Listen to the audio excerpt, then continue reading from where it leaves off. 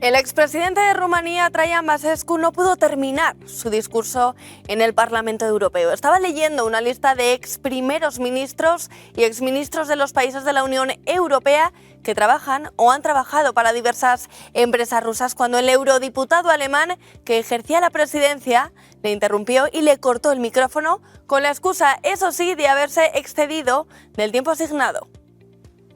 Dominic Strauss-Kahn, cu astfel de oameni în jurul său și în vârf. Vielen Dank, Herr Kollege Băsescu. Thank you. Colleague.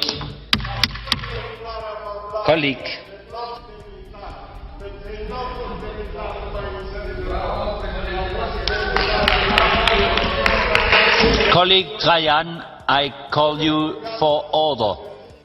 La lista de Băsescu incluye, entre otros, a exjefes del gobierno de Alemania, Italia, y Austria y Finlandia. Para Băsescu es un serio problema que políticos retirados de la Unión Europea fortalezcan a Putin al trabajar para empresas rusas como petroleras y gasísticas. 7NN va a citar a los más importantes. Gerhard Schröder, político socialdemócrata, que fue canciller alemán durante 7 años y empezó el cierre de las centrales nucleares. El senador Matteo Renzi, ex primer ministro italiano entre 2014 y 2016.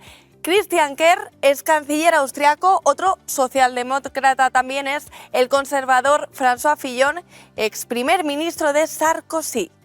Además, 2 ex primeros ministros de Finlandia, país fronterizo con Rusia, y el más importante, Paavo Lipponen, que desempeñó el cargo 8 años. También Dominique Strauss-Kahn, socialista que fue ministro de Finanzas de Francia y director del FMI. A estas personalidades europeas se les podría considerar con motivo como la quinta columna de Moscú dentro de la Unión, Luis.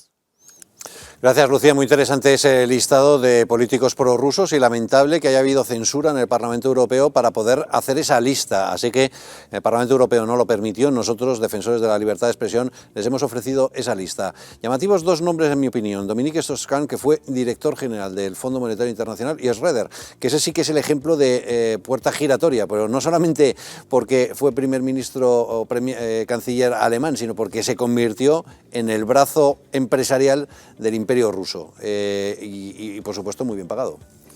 Bueno, a ver, primero me llama la atención que todos sean de la vertiente socialdemócrata, o casi todos, ¿no? Es decir, la izquierda, que después son las que defienden todo el tema de las energías verdes. Luego, por otro lado, Strauss-Kahn, recordemos también que lo que le montaron, esa falsa acusación de violación para quitarle del puesto. Después nadie pidió perdón y nadie le restituyó, ¿no? Qué casualidad. Lo mismo que también con Julian Assange. Pero sí que es cierto que a mí me chirría que de repente, ¿no? A partir de la guerra de Ucrania, ahora están saliendo todas estas cosas. De repente, la culpa de que hayamos destruido todas las centrales nucleares es de Rusia, que ha financiado a los movimientos verdes, cosa que podrá ser cierta por un lado, pero es que también lo han financiado americanos e ingleses por otro, ¿no? Incluso la fundación de George Soros, Greenpeace y demás, ahí están todas las fundaciones norteamericanas. Es decir, que esto no solo es Rusia. Cuando nos dicen también, en este caso, alemán tiene mucho sentido. Es decir, Alemania, ¿por qué ha sido potencia Alemania? Porque tenía a Rusia detrás con el tema del gas. La única manera por la cual siempre, y además esto ha sido estratégico de Alemania siempre de cientos de años, la única manera que ha tenido Alemania de ser superpotencia hegemónica en Europa ha sido a través de la fusión. Eso era pan para hoy y hambre para mañana, como se ha demostrado, porque si no tienes autonomía energética estás dependiendo de una potencia extranjera cuya fidelidad y lealtad es discutible. Pero si es que es lo de menos. Bueno, pues ¿por qué se suicidaron con la energía nuclear? ¿Por qué lo hicieron? Eso es otra cosa. Pero porque era más barato lo otro. Bueno, pues ahora tienes el problema encima de la mesa. Pero lo de menos es depender. O sea, es que todos dependemos de una potencia. En este caso ahora Europa está dependiendo de Estados Unidos. Francia toma una decisión estratégica que es apostar por la energía nuclear. ¿Por qué? Porque no quiere depender de nadie, ni de Arabia Saudí ni de Argelia, que son países no confiables. Lo que digo es que da igual que sea Putin, que sea Estados Unidos. Ahora, casualidad es que es Putin. El otro día salieron unos documentos diciendo que todo el movimiento separatista catalán financiado de repente por Rusia. Oiga, no. Porque en ese entorno también han estado organizaciones del entorno de Open Society Foundations, ingleses, británicos a través del MI6, es decir, claro. que eso es lo que hay, es decir, que aquí le interesa a todo el mundo atomizar Europa, que no solo a Putin. Claro, por eso digo que de repente también nos sacan otro informe, no sé qué, en un digital, no lo voy a mencionar porque en fin, decía, no, es que toda la culpa de la inmigración masiva que hemos recibido desde África lleva siendo años controlada por el grupo Wagner, financiado por Putin, que son los mercenarios de Putin. Sí, se habrán encontrado pero el que malo no dice malísimo que se usted, llama Putin, claro. De repente han encontrado todo y diga, oiga, pero ¿de verdad me está diciendo que un grupo de mercenarios ha sido capaz durante 20 años de mover los hilos en África sin que ningún gobierno se dé cuenta? Y sale de repente todo eso a la luz. En todo caso, Carlos, llama la atención que no se pueda en el Parlamento Europeo hacer una denuncia de quiénes son los políticos ligados a Rusia. Pero es que ahí vemos la cosa, es decir, Putin era nuestro amigo hasta que no nos por interesa cierto, que sea nuestro amigo. información que publicó Pepe Ballester en el debate, nuestro colaborador, hace algunos meses. Bueno, primer punto, efectivamente yo siempre, y más en las sedes de donde están los parlamentos, pues para debatir y para efectivamente poner los puntos que cada uno quiera defender ideológicamente o de argumentos políticos en representación de los grupos que correspondan, yo dejaría siempre, por supuesto, voz y voto, porque de lo contrario, en el propio Parlamento Europeo, limitar la voz y el voto de quien allí esté, pues es lo básico, ¿no? Por eso se llama Parlamento, porque exacto, se parla. Correcto. Segundo, en el tema de Putin, yo estoy un poco entre medias de lo que están ahora debatiendo, de lo que debatían ustedes. Vamos a ver, Putin está sirviendo para intereses diferentes y muy diferenciados según quién le quiera defender o quién le quiera atacar. Lo cierto y verdad, para mí, punto y mi opinión es que Putin se ha pasado de frenada desde el mismo momento en que se ha saltado muchas de las reglas, ya no digo a nivel interno, sino internacionales, para invadir un país soberano hasta donde es Ucrania.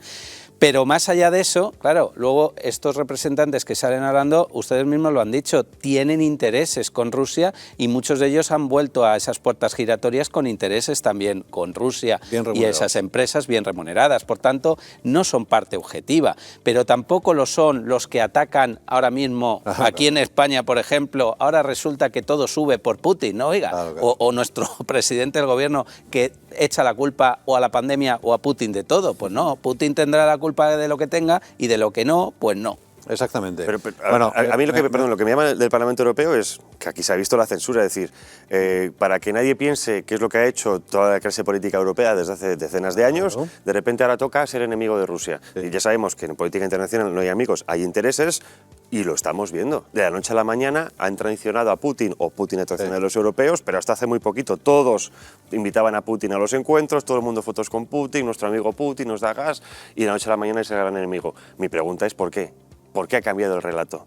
¿Por qué ha cambiado esto? Y es lo que me gustaría que la gente se preguntara. ¿Y quién ha marcado, quién ha marcado la agenda, y quién marca la agenda para que se pase página y se decida pasar de ser socio a ser enemigo? Pero respecto a lo que dice Carlos, de que si un país invade otro país soberano, que pues obviamente es lo que es, eso es el ejercicio del poder, me parece muy bien, pero ¿por qué no hemos hecho nada contra Francia cuando decidió invadir Libia? ¿Por qué no hemos hecho nada contra la OTAN cuando decidió invadir Afganistán, Irak, contra Estados Unidos, Siria? Es decir, ¿por qué todo el peso de repente nos lo venden que el malo es el oso ruso cuando tenemos a los demonios dentro de nuestras propias fronteras?